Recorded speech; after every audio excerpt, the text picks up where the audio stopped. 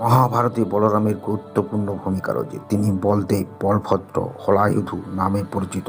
বৈষ্ণবরা বলরামকে বিষ্ণুর অবতার জ্ঞানের পুজো করেন। ভাগবত পুরাণে তালিকাতেও তার নাম রয়েছে।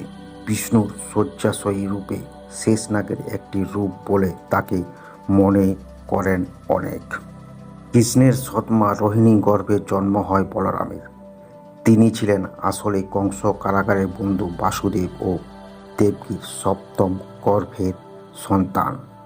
কংসের হাত থেকে তাকে বাঁচানোর জন্য শ্রীহরি নির্দেশ সপ্তম গর্ভের ভ্রূণ রোহিণীর গর্ভে প্রতিস্থাপিত করা হয়। কংসকে জানানো হয় যে দেবকী মৃত সন্তান প্রসব করেছেন। শক্তি ও আধ্যাত্মিকতার মিলন রয়েছে বলে তার নাম বলরাম। অনেকের মতে বিষ্ণুর এক অবতার রামের ছোট ভাই লক্ষ্মণ দ্বাপর যুগে তার বড় ভাই বলরাম হিসাবে জন্মগ্রহণ করেন। কৃষ্ণর থেকে বলরামের চরিত্র ছোটবেলা থেকেই ভিন্ন। শান্ত প্রকৃতির বলরাম রেগে গেলে মারাত্মক রূপ ধারণ করতেন। কৃষ্ণ যেমন মিষ্টি কথা মুখের হাসিতে সবার মন জয় করে নিতেন, বলরাম প্রকৃতি তা নয়। তবে দুই ভাইয়ের সদ্ভাব মহাভারতের গুরুত্বপূর্ণ অংশ। গঠনগত দিক থেকে দুই ভাই ভিন্ন প্রকৃতির। কৃষ্ণ যেমন কালো, বলরাম ফর্সা। কৃষ্ণের পছন্দ হলুদ বর্ণের কাপড়, বলরামের পরনে সবসময় নীল বস্ত্র ও বলরামের অস্ত্র এক বিশাল লাঙল। তিনি এই কারণে হলধারী নামেও পরিচিত। অস্ত্রবিদ্যায় তিনি অত্যন্ত পারদর্শী ছিলেন।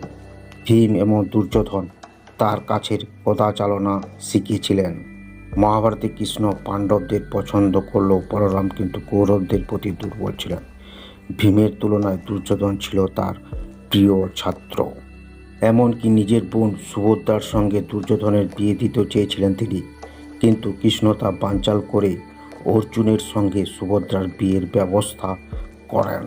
কুরুক্ষেত্রের যুদ্ধে বলরাম কোনো পক্ষে অবলম্বন না করলেও ভীম যখন অর্থনৈতিকভাবে দুর্যোধনের উরু ভঙ্গ করেন, তখন বলরাম এতটাই রেগে যান যে নিজের লাঙল তুলে ভীমকে আক্রমণ করতে উদ্যোগ হন তিনি, কিন্তু কৃষ্ণের কথায় তিনি নিজের সংবরণ করে নেন।